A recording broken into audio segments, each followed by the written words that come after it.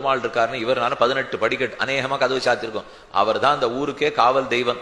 மலையாளத்திலேருந்து சில மாந்திரிகர்கள் எல்லாம் இந்த பெருமானுடைய சக்தியை குறைச்சுட்டு நம்ம ஊருக்கு ஏழப்பண்டு பண்ணணும் அப்படின்னு 18 பேர் அனுப்பிச்சா. ஒத்தொத்தரா வந்து சேவித்தா.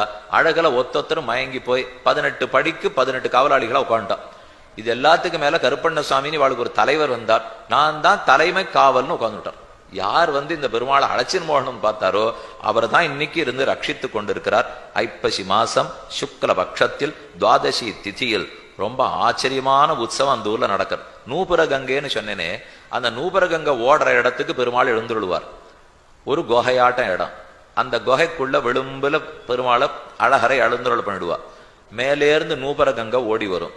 மேல் குகையில பட்டு பெருமாள் பேர்லயே அந்த ஜலம் விழும். விழுந்து ஒரு தெரை கண்ணாடியில ஒரு தெரை போட்டா அப்படி இருக்கும். பெரிய பெரிய கட்டடம்லாம் இப்ப கட்டா பாருங்க. பார்த்தா ஜலமா ஓடின்னு வருது. பின்னாடி ஒரு கண்ணாடி வச்சிருக்கா. நமக்கு என்ன தேவலோகமா சொர்க்கலோகமா பரமோதமானே புரியாது. அவ்வளவு அழகா இருக்கும் இல்லையோ. இது நெஜம், அது போய் அது செயற்கை. இது நிஜமாவே பெருமாளே நம்ம பக்கத்துல இருப்பார். எல்லாரும் கிட்டக்க போலாம். அவர் திருவடிக்கு கீழே நம்ம தலையை முட்டின்னு உட்காண்டா அந்த தீர்த்தம் அவர் பேர்ல பட்டு அவர் திருவடியில பட்டு நம்ம தலையில விழும். இனிமே பாவம் நிற்க போறதா சொல்லுங்க. அப்படிதான் அது தொட்டி திருமஞ்சன உற்சவம்னு சொல்லுவா. அவசியம் குறிச்சுடுங்க. ஐப்பசி மாசத்தில் சுக்ல பட்சத்திலே துவாதசி திதியில் தொட்டி திருமண உற்சவம் ரொம்ப நன்னா நடக்கிறது. நம்மாழ்வார் 10-11 பாசுரங்கள் பாடினார். ஏன் முடிச்சோதியாய் உனது முகச்சோதி மலர்ந்ததுவோ, அடிச்சோதி நீ நின்ன தாமரையாய் அலர்ந்ததுவோ, படிச்சோதி ஆடையுடும் பல்கலனாய் நின் பைம்பொற் கடிச்சோதி கலந்ததுவோ, திருமாலே கட்டுரையே என்ன அழகு! உன்னுடைய திருமுக மண்டலத்தின் ஒளி வீசி கிரீட்டமா, கிரீட்டத்தின் ஒசி திருமுக மண்டலமா, எதுன்னு தெரியலையே. பயனல்ல செய்து பயனில்ல நெஞ்சே, புயல் வழை மன்னர் புரிந்துரை கோவில், மயல் மிகு பொழில் சூழ் மாலிரும் சோலை, அயன்மலை அடுவது அது கருமமே. வயசாரத்துக்கு முன்னாடி வாங்கோன்னு கூப்பிடுறார். இந்த ஊருக்கு இப்ப 60-70க்கெல்லாம் போகப்படாதான். கிளறொளி இளமை கெடுவதன் முன்னம் வளரொளி மாயோன் மருவிய கோவில், வளரிளம் பொழில் சூழ் மாலிரும் சோலை, தளர்வேல ராகில் சார்வது சதிரே. உங்களுக்கு புத்தி சரியா இருந்தது, சாமர்த்தியக்காரா இருந்தா 20 வயசுக்கு வாங்குங்கிறார். வயசு இருக்கிறச்சே வந்து அனுபவிச்சிட வேண்டாமா?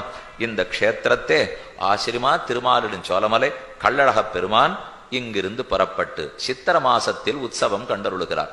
3 நாள் உற்சவம் உள்ளூர்ல நடக்கும். மேல 4வது நாள் உற்சவத்தன்னைக்கு புறப்படுறார்.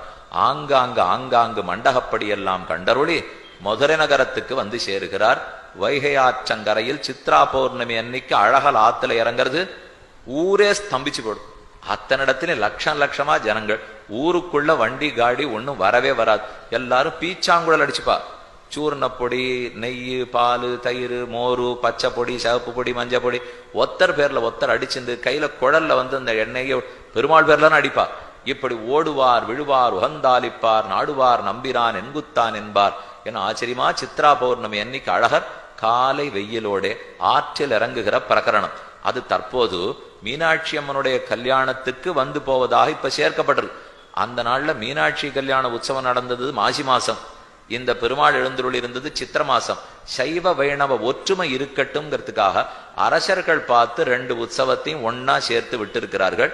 ரொம்ப நன்னா நடக்கிறது. இப்போ அத்தனை ஜனங்களும் வந்து ஆத்துல எப்ப இறங்குவார்னு பார்த்து சேவிச்சுட்டு போறாளோ இல்லையோ.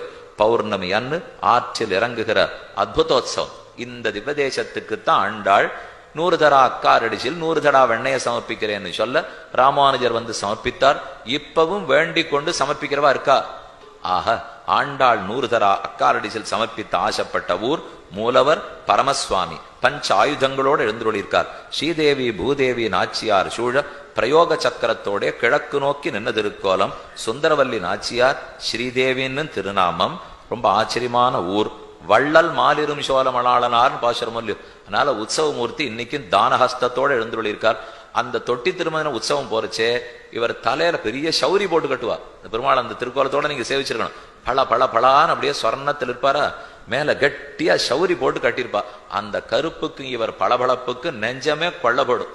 அந்த விஷயத்தை தான் குரத்தாழ்வான் ஆசைப்பட்டு பாடினார். திருமாலிருஞ்சோலமலை கள்ளழகன் நூபுர கங்கை தீர்த்தம் ரிஷபகிரி சந்தன விருட்சம் சோமச்சந்த விமானம் பெரியாழ்வார் ஆண்டாள் நம்மாழ்வார் திருமங்கியாழ்வார் 6 ஆழ்வார்களாலே பல்லாண்டு பாடப்பட்ட எம்பெருமான் கள்ளழகனுடைய திருவடிகளுக்கு பல்லாண்டு. அங்கிருக்கும் சுந்தரத்தோளுடையான சுந்தரமான தோள்களுக்கும் பல்லாண்டு. சிலம்பாற்றில் சேவிக்கக்கூடிய பாக்கியம் கிடைக்கணும்னு பிரார்த்தித்து